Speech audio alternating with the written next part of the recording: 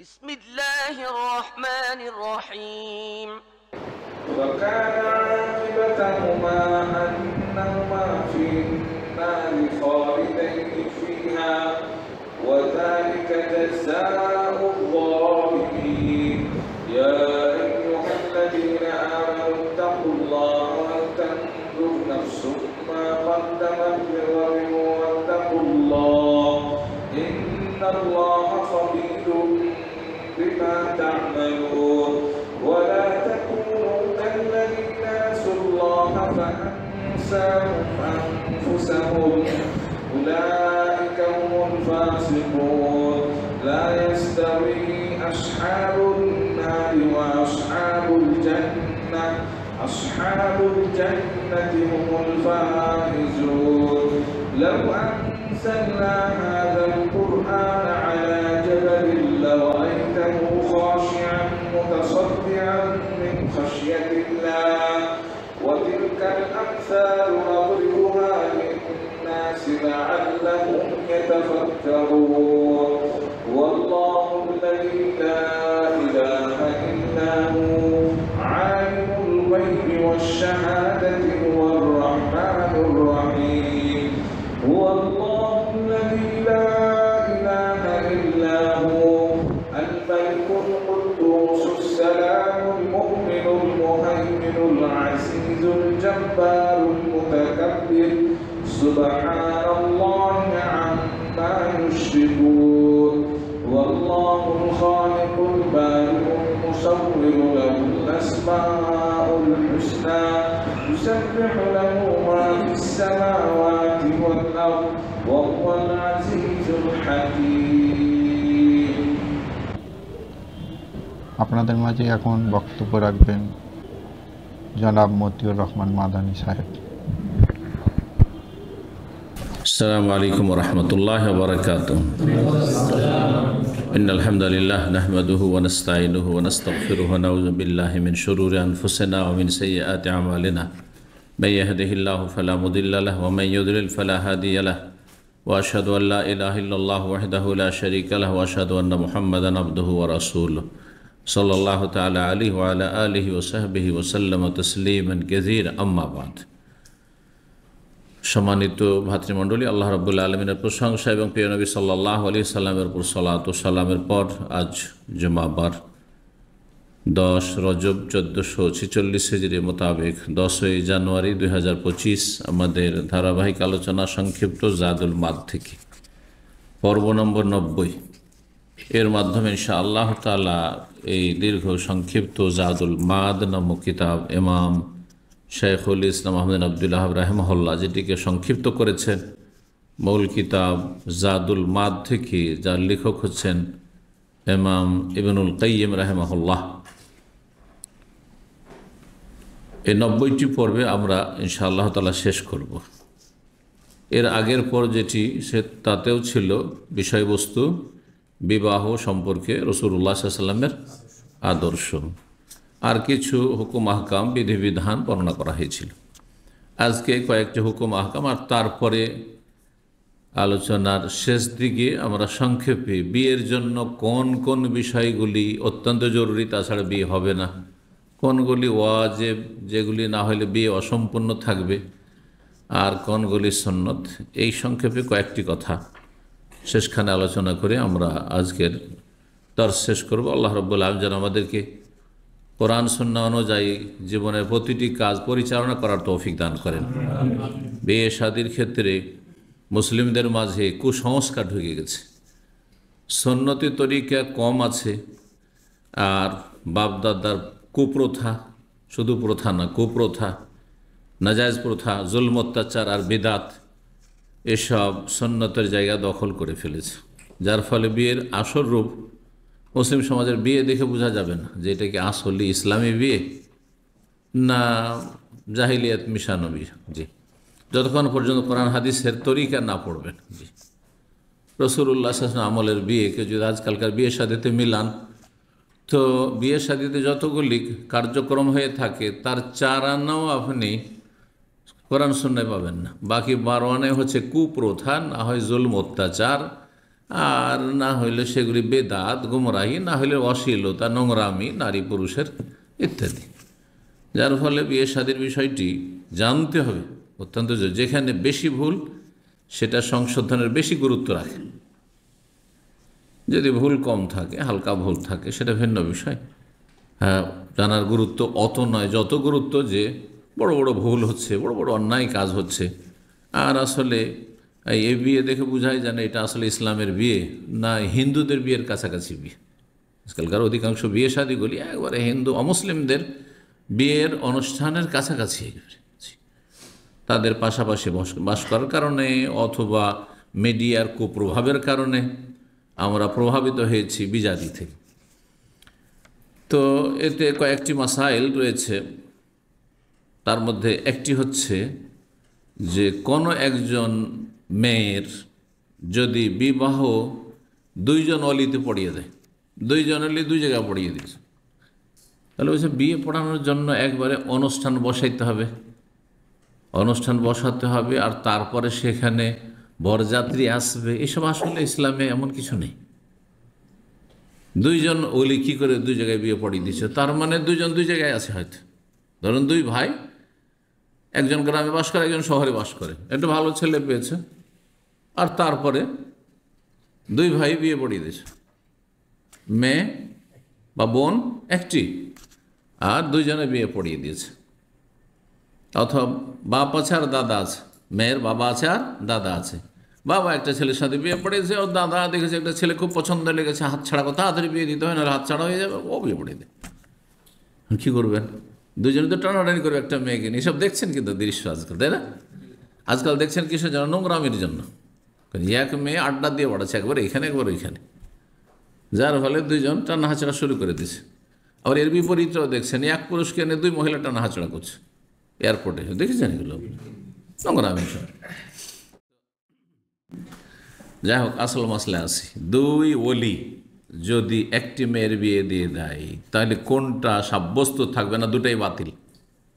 বলছেন রাসূলুল্লাহ সাল্লাল্লাহু আলাইহি ওয়াসাল্লাম ফায়সালা করেছেন, ওয়াহাকামা মানে হুকুম, ফায়সালা করেছেন, আন্নাল মারআতা ইযা যাওয়াজাহা ওয়ালিয়ানে, কোন মহিলার বিবাহ শাদী যদি করিয়ে দেয় দুই অভিভাবক, দুই ওলি, ফাহিয়া লিল আউয়াল, তাহলে সেই মহিলাটি প্রথম স্বামীর জন্য, মানে যে বিয়েটি আগে অনুষ্ঠিত হয়েছে।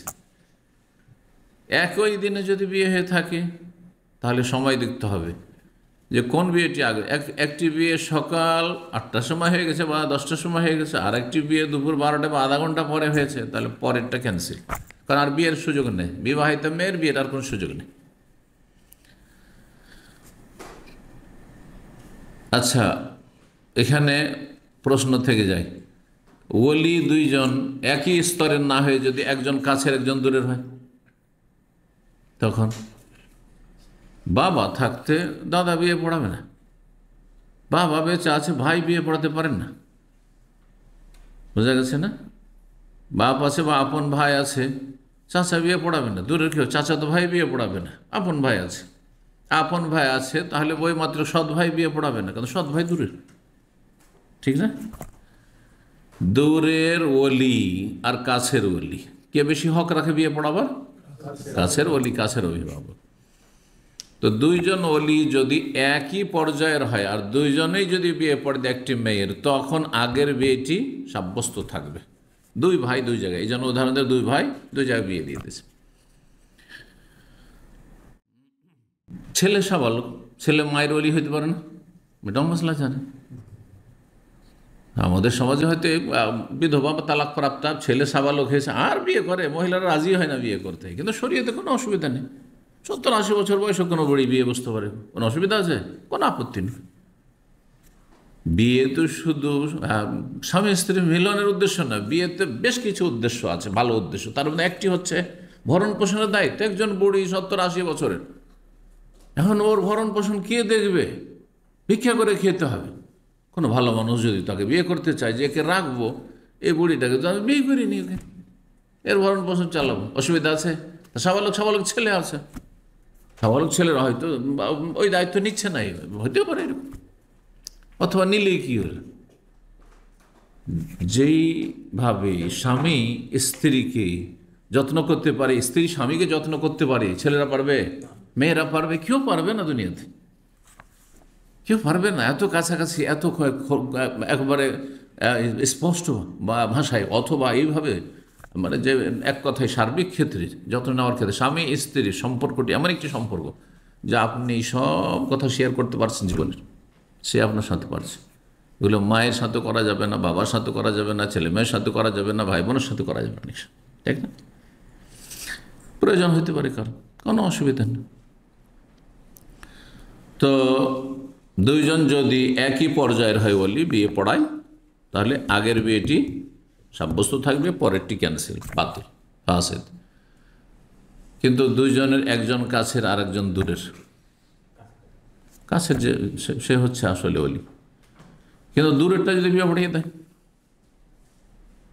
বাপ আছে আর কে আছে, দাদা, দাদা বিয়ে পড়িয়ে দিয়েছে আগে, বাবা পরে বিয়ে পড়িয়েছে, অথবা একটি বিয়ে কিন্তু দাদা বিয়ে পড়িয়ে দিয়েছে আর বাপকে জিজ্ঞাসাই করেনি, বাপ ওখানে হাজিরও ছিল না, বাপের অনুমতিও নেয়নি, পরামর্শ মানে মেয়ের বাবা আর বলতে চাইছি, মেয়ের বাবার অনুমতিও নেয়নি, মেয়ের দাদা বিয়ে পড়িয়ে দিয়েছে। হ্যাঁ, মেয়ের ভাই বিয়ে পড়িয়ে দিয়েছে, অনেক ভাইয়েরা আছে, আমার বাবা তো রিক্সা চালক, গরিব, চাষি, আর আমি হয়েছি শিক্ষিত, হ্যাঁ তো আমি বেশি বুঝি। আজকালকার ছেলেরা কিন্তু এই মন মেজাজ অনেকে, বরং অধিকাংশ ছেলেরা বাবাকে মনে করে ও ওই যুগের মানুষ, বুঝে না, দুনিয়া বুঝে না, এর মন্তব্য করে ফেলে। ও বিয়ে পড়িয়ে বসে আছে, তার অধিকার না, বাবা তো আর বেঁচে আছে, যতই অশিক্ষিত হোক না কেন, যদি বিয়েতে বাধা না দেয়, একটা শর্ত, ওর বিয়েতে যদি বাধা দেয়, কাছের অলি বিয়েতে বাধা সৃষ্টি করে, তাহলে তখন দূরের অলি বিয়ে পড়িয়ে দেবে, তার অনুমতি থাক আর না থাক, সম্মতি থাক আর না থাক। অনেক সময় বিয়ে হইতে দেয় না, মেয়ে চাকরি করে, পয়সাটা বাবার ঘরে আসছে, হ্যাঁ ভোগ করতে পারছে চাকরির টাকা, বোঝা গেছে না, তো বিয়ে দিতে চায় না, বিভিন্ন কারণে অনেকে মেয়ের বা বোনের বিয়ে দিতে চায় না, অথবা তার সাথে তার ভাই, তার শত্রুতা আছে, বিয়ে দেবো না, আমি বড় ভাই, আমি বিয়ে দেবো না, থাক, বিয়ে পড়াইতে হবে না, বিয়ে দিতে হবে না, ঘরেই থাক। আর এক ভাই বলছে না, বিয়ে দিতে হবে, বিয়ে যখন করতে চাই বিয়ে দিয়ে দিতে হবে। তাহলে যদি বাধা দেয় কোন ওলি, তখন তার অভিভাবকত্ব ক্যান্সেল, তুমি অযোগ্য, কেন বাধা দেবে, বাধা দেওয়ার অধিকার নেই। তখন দূরের ওলি বিয়ে পড়িয়ে দিতে পারবে, কাছের ওলির সম্মতি ছাড়া আর তার অবগতি ছাড়া, জানাইলো না, তার কোনো অসুবিধা। জি, তো এই মশলাটি নবী সাল্লাল্লাহু আলাইহি সাল্লামের জামানায় ঘটেছিল। হাদিসটি মুসনাদ আহমদ, আবু দাউদ, তিরমিজিতে আছে, হাদিসটি হাসান। আর একটি ঘটনা, ওয়াসাবাত আনহু, নবী সাল্লাল্লাহু আলাইহি সাল্লাম থেকে আরেকটি ঘটনা প্রমাণিত, আন্নাহু কাযা ফি রাজুলিন তাজাওয়াজ, জনৈক ব্যক্তি বিয়ে করেছিল কিন্তু সে মোহর নির্ধারণ করেনি। যে মোহরকে আপনারা কি বলছেন, কাবিন, কাবিন বলছেন, দেন মোহরও বলছেন, আর কাবিন, হ্যাঁ কাবিন করেনি, যে এত টাকা দেন মোহর, কিছুই করেনি, মোহরের কথা উল্লেখই করেনি। আপনাদের এই মশলা কিন্তু জানা নেই অধিকাংশ, মোহর টোহর কিচ্ছু আলোচনা হলো, কত টাকা মোহর না হবে, কত টাকা দেবে ছেলে পক্ষ মেয়েকে, কিছুই হলো না, এক আলোচনায় আসলো না, বিয়ে পড়িয়ে দিল, বিয়ে হবে না, হবে না, একজন আস্তে করে বলছে হবে, বিয়ে হবে, বিয়ে হবে। মোহর বিয়ের রুকুন না, বিয়েতে ওয়াজিব, কিন্তু নির্ধারণ করা ওয়াজিব না, নির্ধারণ করা সুন্নাত। মোহর নির্ধারণ করেন যে 10 টাকা, 20 টাকা, 1000 টাকা, লক্ষ টাকা, 5 লাখ, 10 লাখ, কত টাকা মোহর, কিন্তু যদি না করে তাহলে মাহরে মিছিল দিতে হবে। আর মোহর যদি নির্ধারণ করতো, তাহলে যদি 500 টাকা, 5000 টাকাও মোহর হইতো নগদ, আর বাকি কিছু না, যা আছে নগদ, জায়েজ আছে, যে কোনো পরিমাণের মোহর জায়েজ আছে। কিন্তু যদি মোহর নির্ধারণ, মোহরের কথা আলোচনায় আসেনি, বিয়ে পড়িয়ে দিয়েছে, বিয়ের সব রোকনগুলি, শর্তগুলি ঠিক আছে, যেগুলি জরুরি সেগুলি ঠিক আছে, কিন্তু মোহর নির্ধারণ করেনি, তাহলে কি দিতে হবে ওকে, মাহারে মিসল বলা হয় হাদিসের ভাষায় বা ফিকহের ভাষায়। মিসল মানে অনুরূপ। কার অনুরূপ? যে মেয়েটির বিয়ে হচ্ছে তার বোনদের মোহর কত পরিমাণ, বোন যদি না থাকে তো তার মা খালার যে বিয়ে শাদী হচ্ছে হ্যাঁ, সেই সময় বা সেই গ্রামে তার আত্মীয় নিকট আত্মীয় মেয়েদের বিয়ে হচ্ছে, এই সময়টাই। কারণ সময়ের পরিবর্তনে আবার মোহরের পরিমাণ কমে যায়। এক সময় আমাদের 5,000 10,000 টাকা মোহরে বিয়ে শাদী হতো, এখন লক্ষ লক্ষ টাকা মোহর হচ্ছে হচ্ছে না।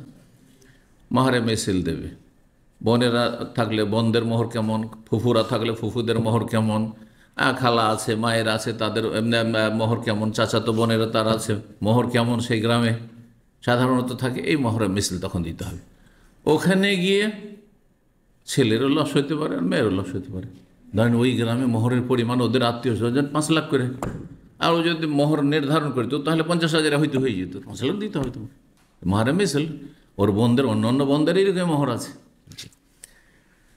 তো এক লোক বিয়ে করেছিল, ওয়ালাম ইয়াফরেজ লাহা সাদাকান, কিন্তু সেই মহিলার কোনো মোহর নির্ধারণই করেনি যে এত টাকা ধার্য হলো। ওয়ালাম ইয়াদখুল বিহা, আর তার বিয়ে করার পরে তার সাথে দেখা সাক্ষাৎই হয়নি। ওয়ালাম ইয়াদখুল বিহা, না তাকে নিয়ে ঘরে ঢুকেনি। ঘরে ঢোকা মানে কি? স্ত্রীকে নিয়ে ঘরে ঢোকা মানে তার সাথে মিলন হয়নি, নির্জনতা হয়নি, সহবাসের এরকম কোনো পরিস্থিতি তৈরি হয়নি, এক কথায় দেখা সাক্ষাৎ হয়নি, যেটাকে বলা হয় কি বলা হয় বাসর। হ্যাঁ, বাসর রাত ওই জন্য বলে, বাসর হয়নি তার সাথে। জি, তার আগে মারা গেছে, বিয়ে শাদী হয়েছে তারপরে মারা গেছে। অনেক বিয়েতে দুর্ঘটনা, বিয়ে করে যাচ্ছে আর গাড়ি অ্যাক্সিডেন্টে সেটা মারা গেল, হচ্ছে এরকম। মোহর যে নির্ধারণ হয়নি, মোহর নির্ধারণ হলে না হয় মোহর দিত। হ্যাঁ, আর এখানে মোহরই যখন নির্ধারণ হয়নি তো কি করবে? বলছে আন্নাল্লাহ মাহরা নিসাইহা, এই মহিলা যার বিয়ে হইল বা এই মেয়েটি যার বিয়ে হইল তার জন্য মোহর হবে কতটা? মাহরা নিসাইহা, সেই পরিবারের অন্যান্য মহিলাদের মোহরের মতো, মানে মাহারে মিছিল সেই পরিবারে বা নিকট আত্মীয় তাদের আশেপাশে পাড়া প্রতিবেশীতে কত টাকা মোহর তাদের। লা ওয়াকসা ওয়ালা শাতাত, তাহলে তাতে কোনো কমতিও চলবে না আর বাড়তিও চলবে না, ওই রকম পরিমাণ মোহর হইতে হবে। আচ্ছা, দেখা সাক্ষাৎ হয়নি, তাহলে এই যে স্বামী মারা গেল, স্বামীর ধন সম্পদ স্ত্রীটি ভাগ পাবে, শুধু ইজাব কবুল হয়েছে, সেটা কবুল করেছে মানে স্ত্রী হয়েছে, ওই জন্য দেখা সাক্ষাৎই হয়নি তাদের। ওয়ালাহাল মিরাস, সে মিরাস পাবে, যেহেতু ছেলে মেয়ে নেই সুতরাং কত পাবে? স্বামীর ধন সম্পদ, স্বামী যদি মারা যায় স্ত্রী কত পাবে? দুটো অবস্থা তার আছে। হ্যাঁ, 4 আনা পাবে যদি ওই ছেলে মেয়ে না থাকে, আর যদি ছেলে মেয়ে থাকে সে স্বামী তাহলে 8 ভাগে 2 আনা পাবে সমান। ওয়ালাইহাল ইদ্দা, ইদ্যত কাটতে হবে। ইদ্যতের একটি উদ্দেশ্য হচ্ছে যে যেন পেটে বাচ্চা না চলে আসে, সেজন্য ইদ্যত। এখন সাথে সাথে তালাক হওয়ার সাথে সাথে বা স্বামী মারার সাথে সাথে যদি সাথে বিয়ে পড়িয়ে দেন, পেটে বাচ্চা আছে, আর অন্য লোকের সাথে বিয়ে পড়িয়ে দিলেন আর তার সাথে সহবাস শুরু, তারপরে দেখা গেল যে না, এই তো বাচ্চা আছে পেটে, কার বাচ্চা বলবেন? মুশকিল, বংশ একাকার হয়ে যাবে যে এইটা এই বংশের না ওই বংশের, আগের স্বামীর বংশের ছেলে না এই বংশের ছেলে, আর এটা হারাম, জায়েজ নয়। জেনা যে বড় নোংরা কাজ, ব্যভিচার, এবং ব্যভিচার চরম অপরাধ, শিরক কুফরির পরে, নাস্তিকতার পরে, মাজার পূজা আর মূর্তি পূজার পরে খুন, আর তারপরে হচ্ছে জেনা। আর অপরাধ কেন? কারণ জেনাতে বহুমুখী ক্ষতি রয়েছে, তার মধ্যে একটি গুরুত্বপূর্ণ ক্ষতি, বিশেষ করে বিবাহিতা মহিলার সাথে কেউ যদি জেনা করে, স্বামী আছে তার সাথে ব্যভিচার করে, তো আরও বড় অপরাধ। দুটোই কাবিরা গোনা, কিন্তু এটা আরও বড় কাবিরা গোনা। কেন? কেন? স্বামীর নামে চালিয়ে দিল। এমন বীর্য দিয়ে বাচ্চা পয়দা হলো যেই বীর্য অন্য বংশের, ও হারামি, যে জেনা করেছে, আর সেটা কি হয়ে গেল? বাচ্চা সাব্যস্ত হয়ে গেল কার? আর এক বংশের স্বামীর। এই যে ছেলেটা হাজারো সন্তান, সে এই বংশের ধন সম্পদে ভাগ পাবে, কিন্তু এই জেনার কারণে অন্য বংশের ধন সম্পদে ভাগ নিচ্ছে। তাহলে এক গুনার কারণে, এক কাবিরা গুনার কারণে কত গুনাহ হচ্ছে, কত হক নষ্ট হচ্ছে, আল্লাহর হক নষ্ট হচ্ছে, মানুষের হক নষ্ট হচ্ছে, ধন সম্পদের ভাগ বন্টনে জুলম অত্যাচার হয়ে যাচ্ছে, আরও ভাগ কমে যাচ্ছে না? একজন যখন বেড়ে গেল তাদের, জি আসে, অথচ সেটা যারও সন্তান। তো নবী সাল্লাল্লাহু আলাইহি ওয়াসাল্লাম বললেন ওয়ালাহির ইদ্দত, তাকে ইদ্দতও পালন করতে হবে। ইদ্দত কত? স্বামী যদি মারা যেত বিধবার 4 মাস 10 দিন। আমাদের দেশে অনেকে ভুল করে, কি বলে 4 মাস না, 4 মাস না, 4 মাস 10 দিন। আরবাত আশহুরিন ওয়া আশরা কোরআনে বলছে ওয়াল্লাযীনা ইউতাওফাউনা মিনকুম ওয়াযারুনা আজওয়াজান, কেউ যদি তোমাদের মধ্যে মারা যায়, ইন্তেকাল করে, আর স্ত্রী ছেড়ে গিয়ে থাকে, ইয়াতারাব্বাসনা বিআনফুসিহিন্না আরবাত আশহুরিন ওয়া আশরা, তাহলে তারা বিবাহ থেকে বিরত থাকবে, মানে ইদ্দত পালন করবে 4 মাস 10 দিন। তো এই ছিল হাদিস। মুসনাদ আহমদ, আবু দাউদ, নাসাই, তিরমিজি, ইবনে মাজাহ অনেকগুলো হাদিসের কিতাবে রয়েছে। হাদিসটি আল্লামা আলবানী ইরওয়াউল গলিলে সহিহ বলেছেন। জি, তাহলে যদি মোহ নির্ধারণ না করে তবুও বিয়ে হয়ে যাবে, মাসলা জানতে পারলাম, তাই না? আচ্ছা, তারপরে যদি স্বামী স্ত্রী মিলন না হয়, বাসর না হয়ে থাকে, তার আগে যদি মারা যায়, তাহলে স্ত্রী কি হবে? স্বামীর ধন সম্পদে ভাগ পাবে। ইদ্দত কাটাতে হবে 4 মাস 10 দিন। মারা গেছে স্বামী, ওর সাথে দেখা সাক্ষাৎ হয়নি, মানে তার মায়া মমতা ভালোবাসা কিছু হয়নি। সুতরাং যেটা স্বামীর একটা যেন শোক থাকে, সেই শোকও তো তার নেই, ঠিক না? তেমন কোনো শোক নেই। একটা মিলনের পরে অথবা কিছুটা সময় স্বামী স্ত্রী দাম্পত্য কাটানোর পরে যে মায়ার ভালোবাসা হয়, সে ব্যথা তো পাচ্ছে না। তো কোনো জায়গাতে বিয়ে বসে যেতে পারে চট করে, না বসা চলবে, 4 মাস 10 দিন অপেক্ষা করো। তাহলে বোঝা যাচ্ছে শুধু এই বিষয়টি কনফার্ম হওয়ার জন্য না যে পেটে বাচ্চা আছে কিনা, বরং এছাড়াও স্বামীর একটা হক রয়েছে। এই যে বিবাহ বন্ধন, এর বড় একটা মর্যাদা রয়েছে। বিবাহ বন্ধন হইল আর হঠাৎ করে মারা গেল বলে চট করে আরেক জায়গায় বিয়ে করে বসবেন না, এই বাঁধন খুলতে সময় লাগবে। মিসাকান গালিজ, আল্লাহ অকাট্য বাঁধন বলেছেন। এটা বাঁধন যদি মরা গিরা হয়, বুঝেন মরা গিরা, হ্যাঁ, শক্ত গিরা। গিরা 2 রকম, একটা হচ্ছে ফসকা গিরা, টানলে খুলে যায়, এটা সহজ, টানলেন খুলে গেল। আর একটা হচ্ছে এমন গিরা ফেলেছেন যে আমরা মরা গিরা বলি, মানে মরে যে খুলাই মুশকিল, সে কাটতে হয় অনেক সময়। তো এটা খুব অকাট্য গিরা। এই গিরাটা হুট করে বাস স্বামী মরেছে আর অন্য যাবে বিয়ে করি, তালাক হইল আর ডিভোর্স হওয়ার সাথে সাথে ওই দিনে আবার কোর্ট ম্যারেজ ওখানে আরেকজনের সাথে, হ্যাঁ, কেউ কারো স্ত্রী কিনে উধা হয়ে যাচ্ছে, আর ওখানে গিয়ে কী করছে, সাথে সাথে ডিভোর্স লেটার, আর তারপরে সাথে সাথেই বিয়ে পড়িয়ে দিচ্ছে। হারাম, এ বিয়ে হবেই না। জি, কারণ স্বামীর একটা মর্যাদা রয়েছে, আর এই বিবাহ বন্ধনের একটা ইসলামে গুরুত্ব রয়েছে। এত সহজে এই বন্ধন খুলে যাবে না, সময় লাগবে, ইদ্দত পার হইতে হবে। অফির তিরমিজিতে রয়েছে আর একটি বিষয়, আন্নাহু ক্বালা লিন নবী সাল্লাল্লাহু আলাইহি ওয়াসাল্লাম একজন ব্যক্তিকে বললেন, ইযান উযাওওয়াজাক ফুলানা, তুমি যখন বিয়ে করতে চাও তাহলে তোমার অমুক মেয়েটির সাথে বিয়ে দিয়ে দিচ্ছি। তাহলে বোঝা যাচ্ছে যে কোনো নেতৃস্থানীয় ব্যক্তি অথবা কোনো ভালো মানুষ, হ্যাঁ, আল্লাহওয়ালা মানুষ, আলেম যদি বলে এটা ছেলে ভালো লেগেছে, একটা মেয়ে, সে খবর রাখে, মেয়েটাও দিনদার, তোমার বিয়েটি অমুক মেয়ের সাথে দিয়ে দিচ্ছি, কোনো অসুবিধা নেই। এটা সুসম্পর্ক কায়েম করে দিলেন একজনের আরেকজনের সাথে বিবাহ বন্ধন বা বিবাহের সন্ধান দিয়ে বা প্রস্তাব দিয়ে, তোমার অমুকের সাথে বিয়ে দিয়ে দিই, কালার নাম, ছেলেটি বলে হ্যাঁ হ্যাঁ ঠিক আছে, আমি বিয়ে প্রস্তুত, এটাই তার কবুল। কিন্তু যদি তাকে দায়িত্ব দেওয়া থাকে, ধরেন আমাকে দায়িত্ব দেওয়া আছে, আপনি দায়িত্ব দিয়েছেন যে আমার তরফ থেকে বিয়েটা করিয়ে দিতে পারেন, বিয়েটা পড়িয়ে দিতে পারেন, আমাকে পুরো দায়িত্ব, তো জরুরি নেই যে আপনাকে কবুল করে দিতে পারে। আপনি তো আমাকে উকিল, মানে আমাকে পুরো অথরাইজ করে দেন যে আমার পক্ষ থেকে আপনি বিয়ের সমস্ত কাজ সম্পাদন করতে পারবেন, তাহলে আমি তোমার বিয়ে পড়িয়ে দিলাম অমুকের সাথে, আর তাতে আপনি হ্যাঁ করলেন, যথেষ্ট। জি, অকাল ইলমার আতে, সেই মহিলাকে বললেন নবী সাল্লাল্লাহু আলাইহি ওয়াসাল্লাম, আতার দাইনা নওজাওয়াজাক ফুলানান, তুমি কি এটা পছন্দ করছো যে অমুক ব্যক্তির সাথে তোমার বিয়ে দিয়ে দিই? ছেলেটিকে বললেন, লোকটিকে, আর ওই মহিলাকে বললেন তোমার কি অমুকের সাথে বিয়ে দিয়ে দেবো? কালাত নাম, সে মেয়েটি বলে হ্যাঁ। ফাজাওয়াজা আহাদাহুমা সাহেবাহু, সে একজনের আরেকজনের সাথে বিয়ে পড়িয়ে দিলেন, মানে সেই ছেলেটির বা লোকটির সেই মহিলার সাথে বিয়ে পড়িয়ে দিলেন। ফাদাখালা বিহা, কিন্তু মোহরের কথা নবী সাল্লাল্লাহু আলাইহি ওয়াসাল্লাম আলোচনাই করলেন না। আর সেই পুরুষ যে সেই লোক বিয়ে করলো, সেও কিছু বলল না, আর তাকে নিয়ে বাসরও করলো, বাসর হয়ে, তাহলে বোঝা গেল যে বাসরের আগেই মোহর দিয়ে দিতে হবে, এটাও জরুরি নাই, কিন্তু এটি সুন্নাত, নগদ মোহর দেওয়া সুন্নাত। নবী সাল্লাল্লাহু আলাইহি ওয়াসাল্লামের আমলে প্রায় এরকমই হয়েছে। কিন্তু একটি ঘটনাটা, ওয়ালাম ইয়াফরিদুল্লাহ সাদাকান, এমনকি মোহর নির্ধারিত করলেন, ধার্য করলেন না যে এত টাকা মোহর। ওয়ালাম ইউতিহা শাইআন, আর কিছু দিলেনও না, বাসরের আগে মেয়েটির হাতে কিছুই দিলেন না। ফালাম্মা কানা ইনদা মৌতিহি, যখন তার স্বামী মারা যাচ্ছে, তোমার এই কর্জা বাকি আছে, ঋণ, হ্যাঁ, দেন মোহর মানে দাইন মোহর, কর্জা বাকি আছে, দাও। আউয়াদাহা সাহমান লাহু বিখাইবার, খাইবারের যুদ্ধ থেকে যে অংশটি পেয়েছিল, একটি জমি পেয়েছিল, সেই অংশটুকু তাকে ওই মোহরের বিনিময় হিসাবে দিয়ে দেওয়া হলো।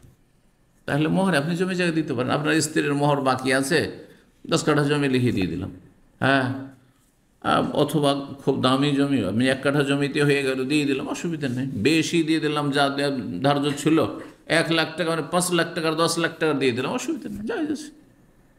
জি, সম্মতিতে কোনো অসুবিধা নেই, যদি সম্মতি থাকে। তাহলে বলছেন যে এই হাদিসগুলি থেকে বেশ কিছু মাসাইল আমরা জানতে পারি। ফাতাদাম্মানাত হাযিহিল আহকাম, এই বিধিবিধানগুলি এই হাদিসগুলো শামিল, মানে এই হাদিসগুলি থেকে এই মাসাইলগুলি আমরা জানতে পারি। জাওয়াজুন নিকাহ মিন গায়রি তাসমিয়াতিস সাদা, 1 নম্বর মাসআলা, যে মোহর ধার্য করা ছাড়াও বিয়ে জায়েজ। ও জাওয়াজুদ দুখুল ক্বাবলা তাসমিয়া, মোহর ধার্য করার আগেই বাসর করা জায়েজ। এই নয় যে বাসর করতে আসছে মোহর কই, হ্যাঁ, জায়েজ আছে, ঠিক আছে দেব, সুন্নতের খেলাফ, উত্তমের খেলাফ হয়েছে। ওয়াস্তেকরার মাহরিল মিসল বিল মত, যদি মারাও যায় তো মরে গেল, তো ভোগ করতেই পেলেন না, ও তো দেখাই হইল না, কিসের মোহর, এটাও চলবে না, মোহর দিতে হবে, তখন মাহর মিসল দিতে হবে। মোহর সাব্যস্ত হবে মাহরের মিসলে, যে মাহরুল মিসল মানে অনুরূপ মোহর। কীরকম অনুরূপ? তার আত্মীয় স্বজন যে বোনেরা রয়েছে তাদের মোহর কীরকম। মারা গেলে ওয়াইল্লাম ইয়াদখুল বিহা, যদিও বাসর না হয়ে থাকে, স্বামী স্ত্রীর মিলন না হয়ে থাকে। ও উজুব ইদ্দাতিল ওয়াফাত, আচ্ছা স্বামী মারা গেলে স্ত্রীর করণীয় হচ্ছে যে ইদ্যত তাকে কাটাইতে হবে, ইদ্যত কাটানো ফরজ। ওয়াইল্লাম ইয়াদখুল, যদিও বাসর হয়নি, শুধু ইজাব কবুল হয়েছে, বিয়েটা শুধু হয়েছে। ওয়াবিহি আখাযা বিন মাসউদ, এটি হচ্ছে প্রখ্যাত সাহাবী আব্দুল্লাহ মাসউদ রাদিয়াল্লাহু তাআলা আনহুর মত। ওয়াহালুল ইরাক, আহলে ইরাক, ইরাকের উলামায়ে কেরামদের মত। তবে মাসলায় তাহলে ইখতিলাফ রয়েছে, জি, কিছু কিছু মাসাইলগুলিতে। ও তাযাম্মানাত, আর এই মাসলাগুলিকেও শামিল এই হাদিস। জাওয়াজ ও তাওয়াল্লি তারফাইল আকদ, আকদের বিবাহ বন্ধনের 2 পক্ষেরই লোক আপনি হতে পারেন, একজন 2 পক্ষের লোক, একজন 2 পক্ষের লোক। একটা ঘটক, আমাদের দেশে ঘটক আছে, ঘটক ছাড়া বিয়ে পড়ানোর ক্ষেত্রে ছেলেও কিছু বললাম না, মেয়েও কিছু বললাম না, আমি সব বিয়ে পড়িয়ে দিলাম। শুধু জিজ্ঞেস করলাম তোমার বিয়ে দিতে চাইছি ওই মেয়েটির সাথে, বলছে হ্যাঁ ঠিক আছে। মেয়েটি জিজ্ঞাসা তোমার বিয়ে পড়ে দিতে চাইছি অমুক ছেলেটির সাথে, বলছে হ্যাঁ ঠিক আছে, যাও বিয়ে হয়ে গেল তোমাদের। বিয়ে খুব সহজ, যদি উত্তম হচ্ছে কি যে ছেলেকে কবুল করতে বলবে আর মেয়ের কবুল না ইসলামে। এই যে এটি একটি বিদআত আমাদের দেশ, মেয়েকে কবুল করে না, গ্রামের 2 জন সাক্ষী যাবে মেয়েটির কাছে আর দেখবে, হ্যাঁ, আর তার সাথে কথা বলবে, আর একজন যাবে তার উকিল বাপ যাবে, হ্যাঁ, নিজের বাপ, হ্যাঁ, থাকতে উকিল বাপ, এই বিদআত এক। আর তারপরে গিয়ে বলে তুমি এত টাকা দেন মোহরের, হ্যাঁ, বিনিময়ে অমুকের ছেলে অমুককে, অমুক জায়গার নিবাসী, এতগুলি কথা বলার কোনো প্রয়োজন নেই, ফালতু কথা, হ্যাঁ। আর তারপরে ওকে কবুলই নেই, আসলে মেয়ের কবুলই বিদআত। আসলে আমাদের বংশে মেয়ের কবুল নেই, এটা আপনাদের বলি, সুন্নতি তরিকা আমাদের বিবাহ। আমার বংশে আলহামদুলিল্লাহ যেই দিন থেকে আমি বুঝতে শিখেছি মশলাটি, তার আগে আমার বাপ চাচা দাদারা কী করেছে সেটা জানি না, কিন্তু যেদিন থেকে বুঝতে শিখেছি আমার বংশে আর কোনো এই মেয়েদের কবুল নেই, বিদআত, এটি জানিয়ে দিয়েছি। আর আমার শ্বশুর বংশে ছিল না আগে থেকে, শ্বশুর সাহেবের যুগ থেকে রাহিমাহুল্লাহ, তিনি একজন আলেম ছিলেন। তো যেহেতু আমাদের সমাজে, আহলে হাদিস সমাজে ওই মেয়েকে কবুল করার বিদআত আছে, যার ফলে আমার বিয়ের সময় আমার শ্বশুর সাহেব বলে যে আমাদের বংশে কিন্তু নগদ মোহর এটা জরুরি, আর ওই মেয়ের কবুল টবুল নাই। আমি বলে হ্যাঁ ওইটাই ঠিক, আমি বললাম ওইটাই ঠিক, যেহেতু মশলা আমার জানা আছে। তখন মদিনা আসেনি, কিন্তু মদিনা আসার 11 মাস আগে আমার বিয়েছে, 1988। তো বলছেন যে একজন ব্যক্তি 2 দিকের কি হইতে পারবে, প্রতিনিধি হইতে পারবে, হ্যাঁ, 2 পক্ষের, হ্যাঁ, মতামত নিয়ে বিয়ে পড়িয়ে দিল না। ওয়াকফি আন ইয়াকুল, এতটা বলা যথেষ্ট, জাওয়াজতু ফুলান, বেফলান, আমি অমুক ছেলের অমুক মেয়ের সাথে বিয়ে পড়িয়ে দিলাম। ওদের জিজ্ঞাসা করার প্রয়োজন নেই, অমুক ছেলের অমুক মেয়ের সাথে বিয়ে পড়িয়ে দিলাম, বলা যথেষ্ট। বুঝছেন না? ব্যাস হয়ে গেল। কখন? যখন আমাকে অথরাইজ করা হবে। বুঝলেন তো? অথরাইজ করা, হ্যাঁ, আমাকে দায়িত্ব ছেলে পক্ষ দিয়ে দিয়েছে আর মেয়ে পক্ষ দিয়ে দিয়েছে, আপনি বিয়েটা সেরে দেন। মেয়েকে তাহলে কি করতে হবে? মেয়ের কবুল নেই, তার মানে মেয়ের কোনো মূল্য নেই। কি করতে হবে? বিয়ের কথা পাকা করার আগে তার কাছ থেকে এজেন্ট নিতে হবে। এজেন্ট মানে অনুমতি। অনুমতি বিয়ের মজলিসে বিয়ের দিন নয়, কারণ সেদিন যদি অনুমতি না দেবো, আমি বিয়ে করবো না, আমি আর একটা ছেলে ভালোবাসি, তো কি করবেন? জুতা মেরে কবুল করাবেন তাকে। করছে না সমাজের লোক? এই অধিকার নাই তো যে আপনি জবরদস্তি কবুল করাবেন। সুতরাং এজেন্ট বিয়ের দিনে নাই, বিয়ের যখনই প্রস্তাব এসেছে, যখন গার্জেনের কাছে প্রস্তাব এসেছে, খবর এসেছে যে অমুক পরিবার থেকে একটা ছেলে বিয়ের পায়গাম দিয়েছে বা পায়গাম পাঠিয়েছে, বা ছেলের বাবা কথা বলেছে, ভাই কথা বলেছে, তখনই মেয়েকে বলবে যে ছেলে এইরকম, হ্যাঁ, আলেম অথবা গ্রাজুয়েশন অথবা ডাক্তার বা ইঞ্জিনিয়ার অমুক তমুক, বা শিক্ষিত অশিক্ষিত বা ব্যবসায়ী, চাকরি আছে, বিদেশে থাকে, সব বলে দিতে হবে। কারণ অনেক আমি বিদেশি প্রবাসীকে বিয়ে করবো না। আপনারা জানেন, আপনারা ভাবিয়েন না যে আপনাদেরকে খুব পছন্দ করে সবাই। অনেক মেয়ে আছে বলছে না না ও 2 বছর বাইরে থাকে, আমি বিয়ে করবো না। জি, আমি জানি এরকম কিছু ঘটনা।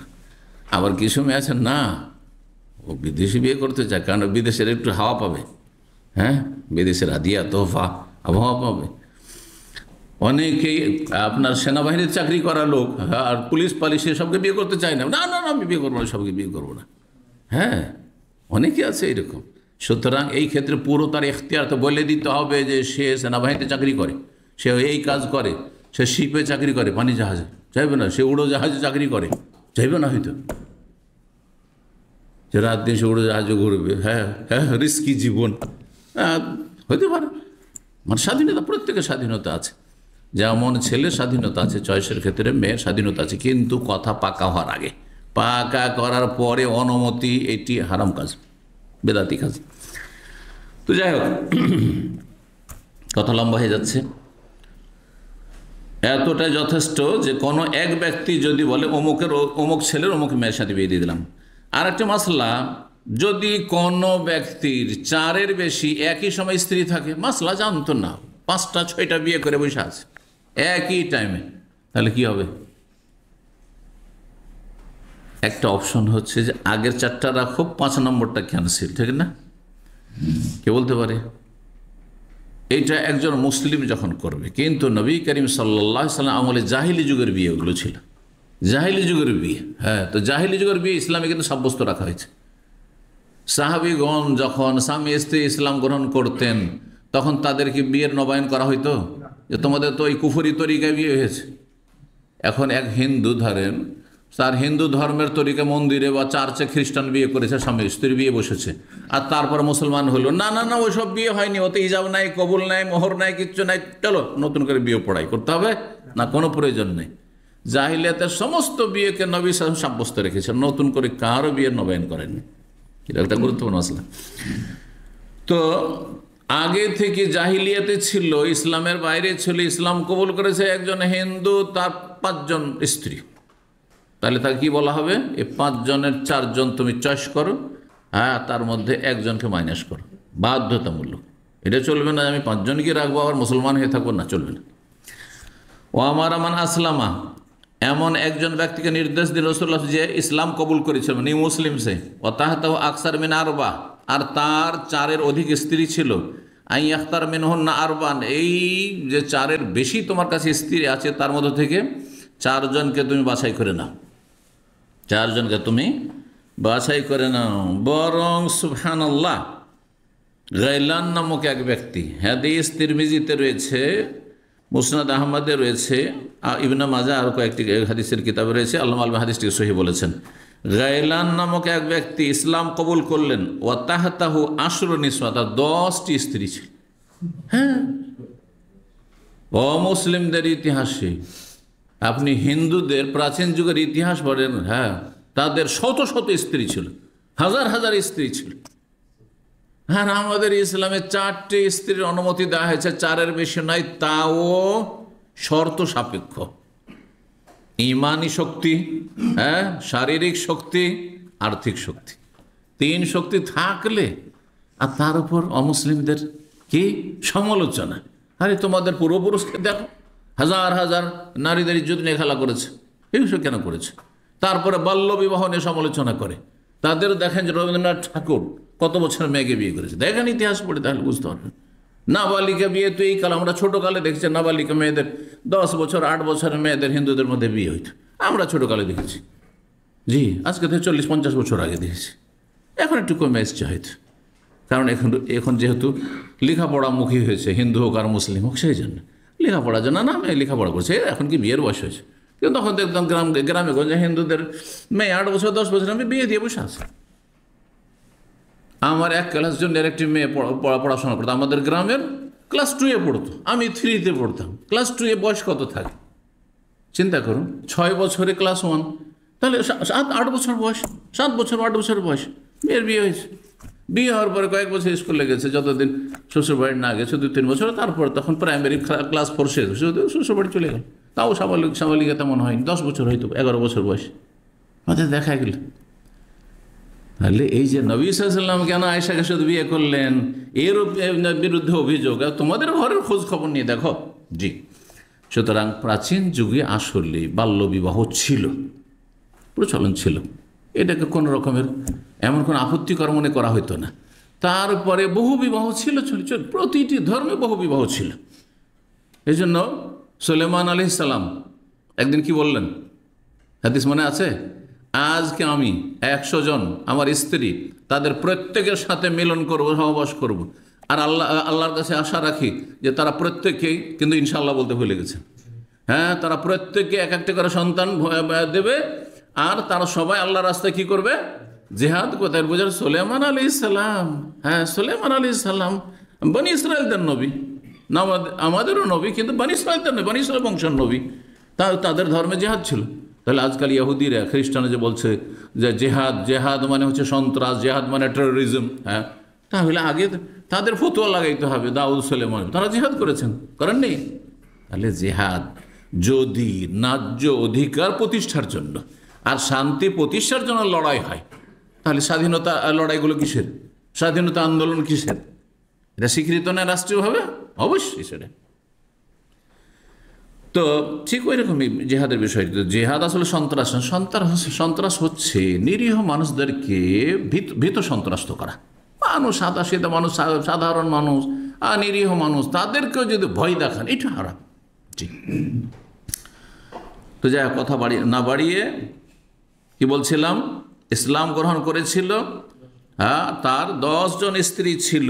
নবী সাল্লাল্লাহু আলাইহি ওয়াসাল্লাম বলে, ইখতার মিনহুন্না আরবান, 4 জনকে তুমি চয়েস করে নাও, আর বাকি ফারিক সায়রাহুন্না, আর বাকি যে 6 জন আছে ছাড়ো, সবকে বাধ্যতামূলক। আর একটি ঘটনা ঘটেছিল, বলছেন ওয়ামার আমান আসলামা, আরেকজন লোক ইসলাম কবুল করেছে, কিন্তু সে ওয়াতাহতা উখতান, 2 আপন বোনকে বিয়ে করে রেখেছে, স্ত্রী আর তার সতীন, হ্যাঁ, তার স্ত্রীর বোন, 2 বোন বিয়ে করা হারাম। ওয়ান তাজমা বাইনাল উখতাইন, কোরআনের বিধান আল্লাহ রাব্বুল বর্ণনা করেছেন হারাম। সুতরাং কি বলেন, আই ইখতারা ইহদাহুম্মা, তুমি যখন ইসলাম গ্রহণ করেছো 2 জনের একজনকে চয়েস করো, কিন্তু একজন মুসলিম। অনেক মুসলিম আছে লম্পট, হ্যাঁ, বা যায় শ্বশুর বাড়ি গিয়ে ও স্ত্রীর সাথে তার আমোদ ফুর্তি সব শালীদের সাথে, আর এমন হয়ে গেছে ও শালীকে নিয়ে উধাম। বহু ঘটনা ঘটছে মুসলিম সমাজে, নোংরাদের মাঝে। এইরকম যদিও হয়, তাহলে তাকে তওবা করার সময় বলবেন যে তুমি, হ্যাঁ, একজনকে চয়েস করো, চলবে না? আগের বিয়েটি তার হালাল হয়েছে, পরের বিয়েই হয়নি তার, হ্যাঁ, বিয়ে হয়নি। সুতরাং পরেরটি সে শালীর, দ্বিতীয় যে বিয়ে করেছে, পরে যেটা করেছে সেটা বিয়েই নয়, স্যার আছে। কিন্তু ইসলাম যখন গ্রহণ করেছে তখনকার মাসলা ভিন্ন। এই বিষয়টি আবু দাউদ, তিরমিজি, ইবনে মাজাহ রয়েছে। আল্লামা আলবানী হাদিসটিকে হাসান বলেছেন। তারপরে বলছেন ফাতাজাম্মানা সিহাতু নিকাহিল কুফার, এই হাদিসগুলিতে আমরা জানলাম যে কাফেরদের বিবাহ শুদ্ধ। এই না যে তোমাদের বিয়ে হয়নি, তোমরা তো আমাদের মতো করে বিয়ে পড়াওনি, নতুন করে বিয়ে পড়াইতে না।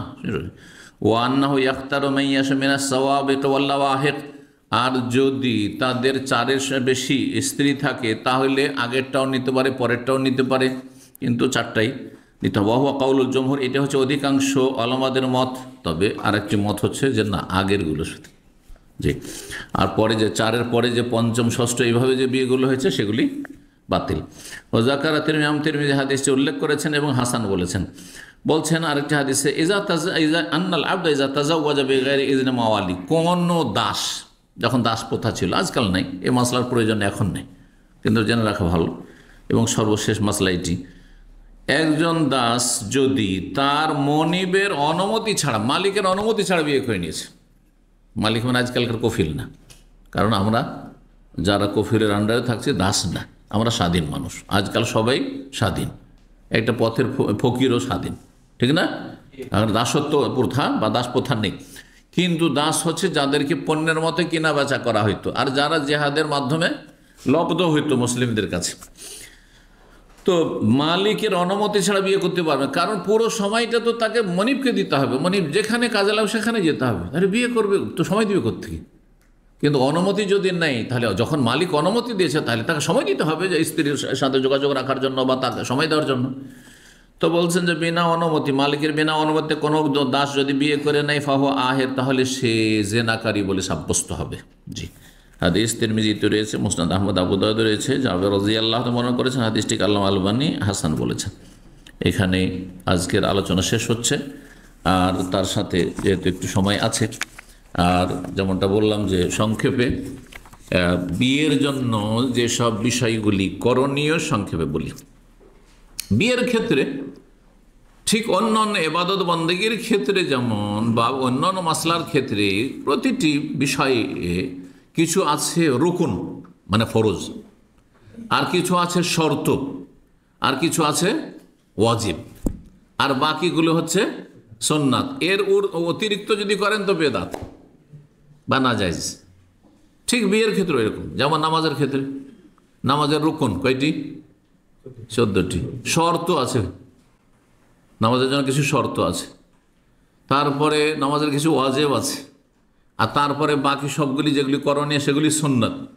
এর অতিরিক্ত যদি করেন সেগুলির নাম বেদাত। যেমন নিয়ত পড়েন বেদাত, জায় নামাজের দোয়া পড়েন তো বেদাত, ইক্তাদাতে বেহাজাল ইমাম পড়েন, আনা ইমামুল লিমান হাজার আমাল্লাহ হাজার বলে ইমামতি করেন বেদাত। সালাম ফেরার পরে সম্মিলিত মোনাজাত করেন তাহলে বেদাত। সালাম ফেরার পরে কপালে হাত দেন তো বিদাত, ঠিক কিনা? কারণ এগুলি সুন্নাত নাই। ঠিক ওই রকমই বিয়ে শাদীর ক্ষেত্রে জেনে নেবেন। তো বিয়ে শাদীর ক্ষেত্রে বলছেন যে বিয়ের রুকুন মানে বিয়ের স্তম্ভ, খুঁটি হচ্ছে 3টি। 1 নম্বর হচ্ছে ওজুদুজ জাওজাইন আল খালিয়াইন মিনাল মাওয়ানি, পাত্র আর পাত্রী হইতে হবে। বিয়ে দেবেন কার? পাত্রের বিয়ে দেবেন কার সাথে? পাত্রীর সাথে। পাত্র পাত্রী থাকতে হবে, শুধু পাত্র থাকলে হবে? পাত্র আছে পাত্রী নেই তো বিয়ে হবে? পাত্রী আছে পাত্র নেই হবে? পাত্র পাত্রী এমন হইতে হবে, শুধু পাত্র পাত্রী থাকা যথেষ্ট না, এমন পাত্র পাত্রী হইতে হবে যাদের বিয়ে শুদ্ধ হওয়ায় কোনো বাধা নেই। মানে ছেলের মেয়ের সাথে বিয়ে হয় শরীয়তে কোনো বাধা যেন না থাকে। অনেক সময় বাধা থাকে। দুধ বোন, মেয়েটিকে ছেলের মা দুধ পান করিয়েছে, অথবা ছেলেটিকে মেয়ের মা দুধ পান করিয়েছে, তাহলে দুধ ভাই বোন কাউকে বিয়ে দেবেন, তার বাধা হয়ে গেল ওখানে। বংশীয় সম্পর্ক, হ্যাঁ নিজের ভাতিজি কেমন কি বিয়ে করবে? পাত্র সাজিয়ে দিয়েছে না, পাত্রের সাথে বিয়ে হবে? নিজের ভাগ্নি বিয়ে হবে? হবে না। জি, নিজের বোন বিয়ে হবে? হ্যাঁ, সৎ বোন বিয়ে হবে? না, হবে না। বই মাতৃয় বোন, বই পিতৃয় কোনোটাই হবে না, কিন্তু চাচাতো বোন হবে, অসুবিধা নেই। খালাতো বোন, মামাতো বোন, ফুফাতো বোন, অসুবিধা নেই। চাচতো ভাতিজি, নিজের ভাতিজি নয়, চাচতো ভাতিজি, চাচতো ভাগ্নি। আমাদের তো আবার গোটা বংশ ভাগ্নি, দূরের আমাদের ওইটা বোন, আর ওই বোনের মেয়ে তো ভাগ্নি হইল, আমার বিয়ে হারাম করে দিল। আমাদের সমাজে এমনটাই আছে, কিন্তু না, ভুলে গেল, আপন ভাগ্নি ভাগ্নি। অথবা বৈবাহিক সম্পর্কের কারণে পাত্র আছে পাত্রী আছে, কিন্তু আপনার শালী বিয়ে করতে পারবেন? আর স্ত্রী বেঁচে আছে, তালাকও দেননি, পারবেন? পারবেন না। এই স্ত্রীর ফুফুকে বিয়ে করতে পারবেন? স্ত্রীর খালাকে বিয়ে করতে পারবেন? শাশুড়িকে? শাশুড়িও যুবতী আছে আর বিধবা, পছন্দ লাগছে, আরে বিয়ে তোর মেয়েকে আগে করে ফেলেছি, কিন্তু শাশুড়িটা তো খুব সুন্দরী আছে, অনেক নোংরা আছে, জায়েজ না? বাধা আছে? তাহলে পাত্র পাত্রী এমন হইতে হবে যে পরস্পরের বিয়েতে যেন কোনো বাধা না থাকে। এটি প্রথম রুকুন, পিলার। 2 নম্বর পিলার হচ্ছে ইজাব থাকতে হবে। ইজাব মানে প্রস্তাব থাকতে হবে। কার পক্ষ থেকে? মেয়ের অভিভাবকের পক্ষ থেকে। তাহলে মেয়ের বাবা যদি বেঁচে থাকে বলবে আমার মেয়ের বিয়ে তোমার সাথে দিয়ে দিলাম, সরাসরি যদি বিয়ে পড়াইতে চায়, এটাই কিন্তু শরীয়ত সম্মত। কিন্তু আমাদের দেশের লোকেরা নিজে এইভাবে সাহস করেও না, এইভাবে মাসলা ওদেরকে শিখানো হয় না। আর হুজুর বিয়ে পড়ার জন্য বসে আছে, কারণ 2টা পয়সা নিবে, তো একটু খেটে খুঁটে তো মেহনত করেই তো নিবে। যার ফলে কি বলে, এই ভাষাটিকে চেঞ্জ করে দিতে বললে যে হুজুর, হ্যাঁ, বা মৌলানা সাহেব, আমার মেয়েটার বিয়েটা পড়িয়ে দেন। এটা হলো প্রস্তাব, এটার নাম ইজাব। এটার নাম হচ্ছে ইজাব। ইজাব করবে কে? মেয়ের অভিভাবক করবে। আচ্ছা, এটা হয়ে গেল তৃতীয় রুকুন। কারণ রুকুন কয়টি বললাম? পিলার 3টি। 3 নম্বর সেটা কবুল। কবুল করবে কে? ছেলে। ছেলে বলবে কাবেল তো হাজার জওয়াজ, হাজার নেকা। নিজের ভাষা বলুক, সমস্যা নেই, যে কোনো ভাষা। আমি বিয়েটি কবুল করলাম, তুমি কবুল করলে? করলাম। বিয়ের শর্ত। বিয়ের শর্ত হচ্ছে 4টি। তাহলে রুকুন পিলার হয়ে গেল 3টি, আর তারপর বিয়ের শর্ত হচ্ছে 4টি। 1 নম্বর শর্ত হচ্ছে তাইয়িনু কুল্লি মিনাজ যাওজাইন বিল ইশারাতি আও তাসমিয়াতি আও ওয়াসফি। পাত্র পাত্রীকে নির্ধারণ করতে হবে যে কার বিয়ে কার সাথে। হ্যাঁ, এখানে এক ছেলে আছে আর মেয়ে, মহিলা সেকশনের পাশে আছে। এখানে এক ছেলে আছে আর এক মেয়ে আছে। এক ছেলের এক মেয়ের সাথে বিয়ে দিলাম, হবে? কোন ছেলের ভাই? কিছু তো বললেন না, কার বিয়ে পড়াইলেন আপনি? হবে?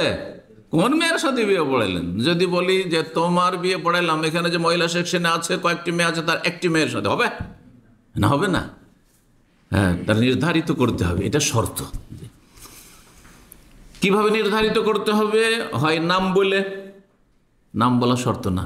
আমাদের দেশে এত বাড়াবাড়ি, শুধু নাম যে বললেন, ওর বাবার নাম বললেন না, ওর গ্রাম কোন গ্রামের নিবাসী তাও বললেন না। হ্যাঁ, না, কিছুই প্রয়োজন নেই, শুধু নাম বলে চিনলেই হইল। অথবা নামও বললেন না, বিল ইশারাতে, আমি এই ছেলেটির বিয়ে পড়াইলাম, হ্যাঁ, এই যেখানে একটা মেয়ে বসে আছে, মেয়ের সাথে। ইশারা, আর ইশারাতে বুঝে নিল, ব্যাস হয়ে গেল। সাক্ষীরা বুঝে নিল যে কোন ছেলের বিয়ে হচ্ছে কোন মেয়ের সাথে, যথেষ্ট। অথবা ওয়াসফ, গুণাবলী বর্ণনা করলাম। এই যে হাফেজ, আমাদের সামনে একজনই হাফেজ আছে, হাফেজ সাহেবের বিয়ে পড়ালাম, হাফেজ গুণ বৈশিষ্ট্য বললাম। হাফেজের বিয়ে পড়ালাম একটা কি সাথে? নার্সের সাথে।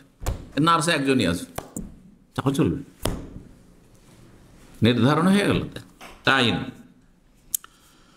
2 নম্বর শর্ত হচ্ছে যে পাত্র পাত্রীর সম্মতি, রেজামন্দি, যেন তারা রাজি থাকে। ছেলে বিয়ে করতে চায় না, জবরদস্তি তোকে বিয়ে করতে হবে, এত ধন সম্পদ ছাড়া যায়? অনেক জায়গাতে এরকম হয়। কিন্তু ছেলে বলছেন আমি গ্রামে বিয়ে করবো না, না আমি আমার বংশে বিয়ে করবো না, আমি অন্য একটা আত্মীয় চাই।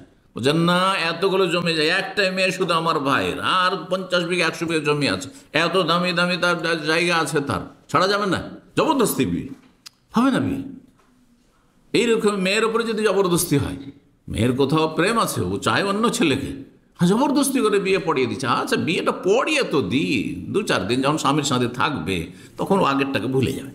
না, জায়েজ নয়, বিয়ে জায়েজ নয়। আপনি ওকে রাজি করেন, যে কোনোভাবে অন্তত রাজি করতে হয় তাকে। রেজা মন্দি ছাড়া বিয়ে দেওয়া জায়েজ নাই। বলছে রেজা কুল্লি মিনাজ যাওজান বিল আখার। হ্যাঁ, পাত্র পাত্রীর, হ্যাঁ, বিয়ের ক্ষেত্রে উভয়ের, হ্যাঁ, কি সম্মতি জরুরি। আর সম্মতি একবারে বলে দিতে হবে যে অমুকের সাথে, এই নয় যে তোমার এই যেখানে করতে চাই ওইখানে দেবো না, তোমার অন্য এক ছেলের সাথে না, হবে না, বলে দিতে হবে যে কোন ছেলের সাথে। নবী সাল্লাল্লাহু আলাইহি ওয়াসাল্লাম এই মর্মে বেশ কিছু হাদিস রয়েছে, সহিহ বুখারীতে হাদিস রয়েছে, লা তুনকাহুল আইয়ামু হাত্তা তুস্তামার। কোন অবিবাহিতার বিয়ে দেওয়া যতক্ষণ পর্যন্ত অনুমতি না হয়। মেয়েদের ক্ষেত্রে অনুমতি নিতে হবে, বিশেষ করে মেয়েদের কথা, অবিবাহিতার কথা বলা হয়েছে। ওয়ালা তুনকাহুল বিকরা হাত্তা তুস্তাজান, এই যেন আর অনুমতি। যদি তালাক প্রাপ্ত বিধবা হয় তাহলে মৌখিক অনুমতি, আর যদি কুমারী হয় তো লজ্জা বেশি, সুতরাং যদি নীরব থাকে যথেষ্ট। 3 নম্বর শর্ত হচ্ছে যে এই বিয়ে পড়াবে কে? ওলি। বিয়ের মালিককে মেয়ের মালিক অলি, ছেলে নিজে বিয়ে বসতে পারে, ওর বাবাকে না জানাক, মাকে না জানাক, কিন্তু মেয়ে নিজে বিয়ে বসতে পারে না। শুধু কোর্ট ম্যারেজগুলি কোনোটাই জায়েজ না। সে সাবালিকা হোক, নাবালিকা হোক, কুমারী হোক, অকুমারী বিধবা হোক, তালাকপ্রাপ্ত হোক, কোন স্তরের মহিলার বিনা অভিভাবক বিয়ে জায়েজ নাই। কারণ নারীরা আবেগী, একটু তো ভুলে আর এমন জায়গায় ফেঁসে যাচ্ছে, আর যার ফলে অনেক ক্ষতিগ্রস্ত হয়ে যেতে পারে। কিন্তু নেতৃত্ব যদি একজন পুরুষের হাতে থাকে, আর সে আল্লাহকে ভয় করে, আর মেয়ের যে ভবিষ্যৎকে ভালোবাসে, যে মেয়ের ভবিষ্যৎ উজ্জ্বল হোক, তাহলে ভালো ছেলের হাতে তুলে দেওয়ারই চেষ্টা করবে। ঠিক, এগুলো রহস্য রয়েছে। তো 3 নম্বর কি, ইয়াকিদ আলিল মারআতি ওয়ালিহা, এই আকদ, হ্যাঁ, বিবাহ বন্ধন করাবে কে? তার ওলি করাবে। কারণ আল্লাহ ওলিকে সম্বোধন করেছেন, হ্যাঁ, ওয়ানকিহুল আইয়ামা মিনকুম, তোমরা অবিবাহিতাদের বিয়ে দিয়ে দাও, সম্বোধন করা হয়েছে ওলিকে। আর হাদিস রয়েছে তিরমিজিতে 1021, আইয়ুমা ইমরাতিন নাকাহাত বিগাইরি ইযনি ওয়ালিয়া, কোন মহিলা যদি ওলির, অভিভাবকের বিনা অনুমতি বিয়ে করে, ফানিকাহু বাতিলুন বাতিলুন, তার বিয়ে বাতিল বাতিল বাতিল বলে নবী সাল্লাল্লাহু আলাইহি ওয়াসাল্লাম 3 বার বলেছেন। কয়টি শর্ত? 4টি। তাহলে 4 নম্বর শর্ত হচ্ছে যে আকদে নেকার সাক্ষী লাগবে। লুকিয়ে একটা মেয়ে আছে, একটা ছেলে আছে, আর বললো যে আমি তোমাকে বিয়ে করিনি, তুমি আমাকে বিয়ে করে নাও, হয়ে গেল, আমিও রাজি, তুমি রাজি, হবে বিয়ে? হ্যাঁ। বা তৃতীয় জন বিয়ে পড়াচ্ছে, হয়তো বিয়ে পড়ানোওয়ালা হয়তো আছে, কাজী সাহেব, আর পাত্র পাত্রী আছে, বিয়ে পড়িয়ে দিল, সাক্ষীটাকে কেউ নেই, কোনো লোক নাই সেখানে, হবে বিয়ে? না, হবে না। কমপক্ষে 2 জন সাক্ষী হইতে, কমপক্ষে 2 জন সাক্ষী।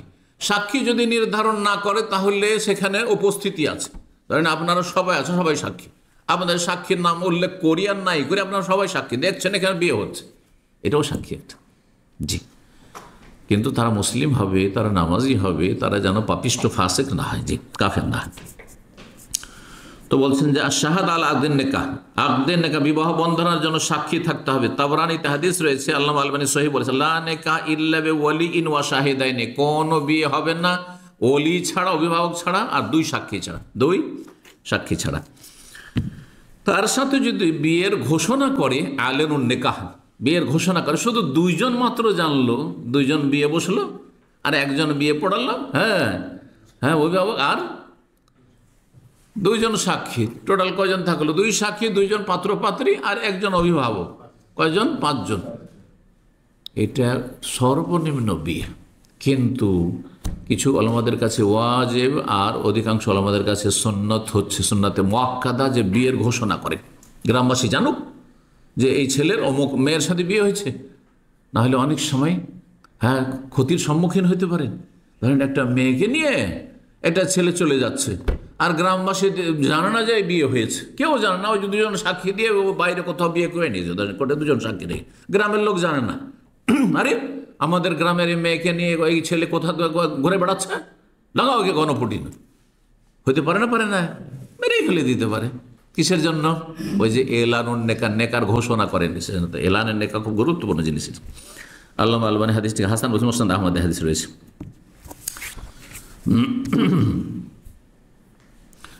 আর বিয়ের জন্য ওয়াজিব হচ্ছে 4, 3, 7টি হয়ে গেল তার কাজ, 4 আর 3, 4টি শর্ত, আর 3টি হচ্ছে রোকন। ওয়াজিব হচ্ছে মোহর, মোহর বিয়ের জন্য কি ওয়াজিব, মোহর দিতে হবে, এটা ওয়াজিব, কিন্তু মোহর নির্ধারণ যদি নাও করে তবুও মোহর দিতে হবে। জি, সুন্নাত, বিয়ের খুতবা পড়াতে হয় না, যেটা আমাদের দেশে কিন্তু খুবই গুরুত্বপূর্ণ। হ্যাঁ, খুতবা না পড়লে বিয়ে হয়, সেটি ওয়াজিব না সুন্নাত না ফরজ? সুন্নাত। খুতবাতুল হাজা, সুন্নতি খুতবা পড়বেন, যাতে 3টি আয়াত রয়েছে, এটি সুন্নাত। জি, এতে বরকত রয়েছে।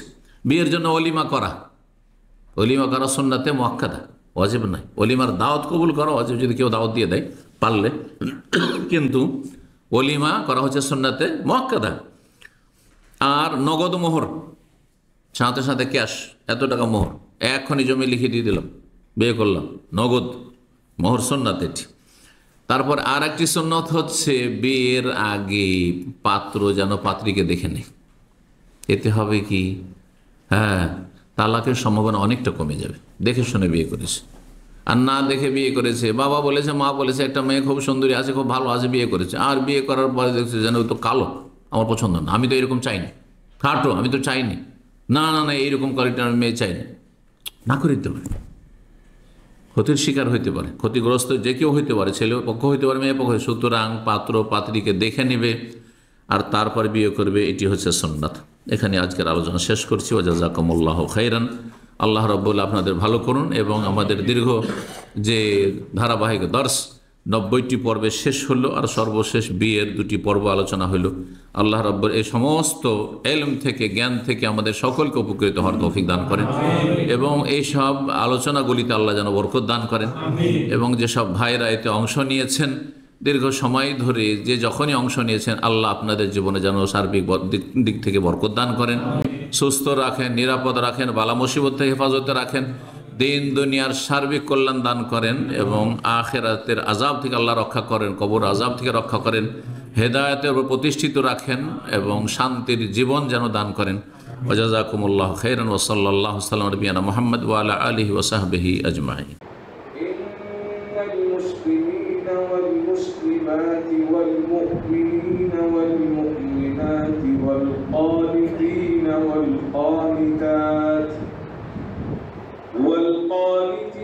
والقانتات والصادقين والصادقات والصابرين والصابرات والخاشعين والخاشعات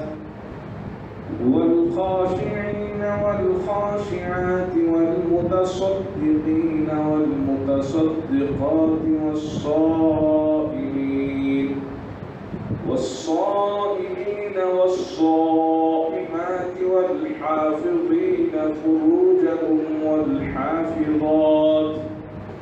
والحافظات والذاكرين الله